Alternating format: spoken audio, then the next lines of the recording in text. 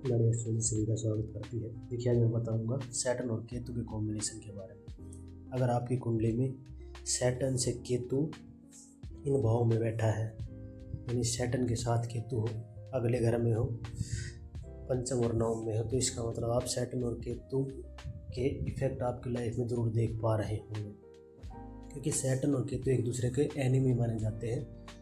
क्योंकि सैटर्न कर्म है, हम कर्म करना चाहते हैं। केतु क्या है? केतु चाहता है कि वो मोक्ष को प्राप्त हो। तो ये एक दूसरे के एनिमी हैं। देखिए, ऐसा इंसान बार बार प्रोफेशन को चेंज करता है, क्योंकि 3 के मल्टीपल में, यानी 3 बार 6 बार, क्योंकि केतु 3 को भी रिप्रेजेंट करता है। तो ऐसा इंसान 3 बार 6 बार इसके मल्टीपल में ही वो अपने प्रोफेशन को बार बार चेंज करता चला जाता है। कि जब तक केतु को वो यूटिलाइज नहीं कर पाएगा अपनी लाइफ में, बार बार उसके प्रोफेशन चेंज होंगे। क्योंकि वो अपने जो कर्म में है, सैटर्न कर्म है हमारा, कर्म में वो केतु को यूटिलाइज नहीं कर पा रहा है, तब तक उसको अपनी लाइफ में कभी मज़े नहीं आएंगे। क्योंकि वो जो अपने प्रोफेशन में मज़े नहीं ले पाएगा, क्योंकि केतु को वो यूज कर नहीं रहा है।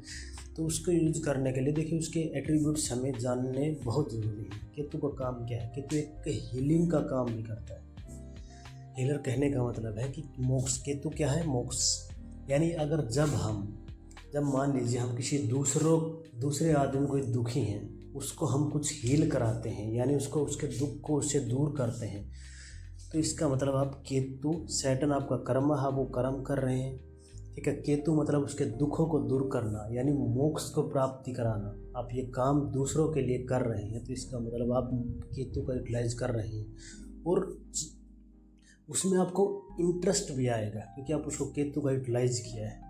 दूसरे में अगर मैं बात करता हूँ, केतु रिप्रेजेंट करता है एस्ट्रोलॉजी को, अकल्ट साइंस को रिप्रेजेंट करता है, डीप एनालिसिस को रिप्रेजेंट करता है, इन्वेस्टिगेशन को रिप्रेजेंट करता है। देखिए, इन्वेस्टिगेशन एजेंसी जितनी भी होती है, उसमें केतु का इम्पैक्ट बहुत ज़्यादा होता है।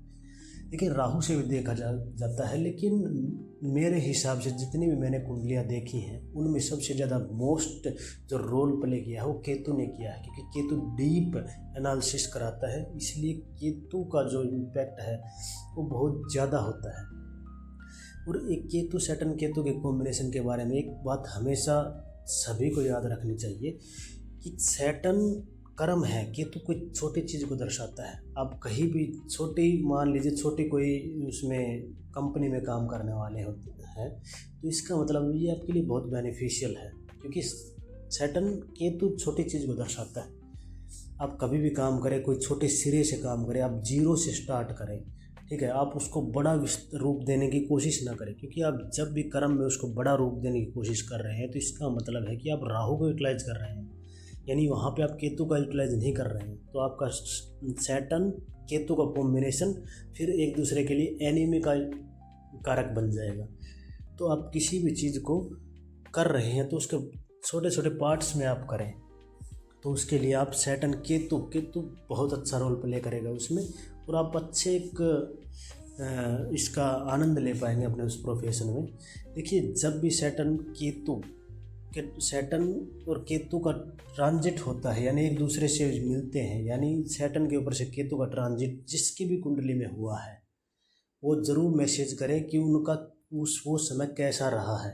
या फिर जहाँ भी नेटल चार्ट में केतु है, वहाँ से सैटर्न का ट्रांजिट हुआ है, तो वो समय उनके लिए कैसा रहा है, ज़रूर इस बारे में आप ज़रूर कमेंट ज़रूर करें।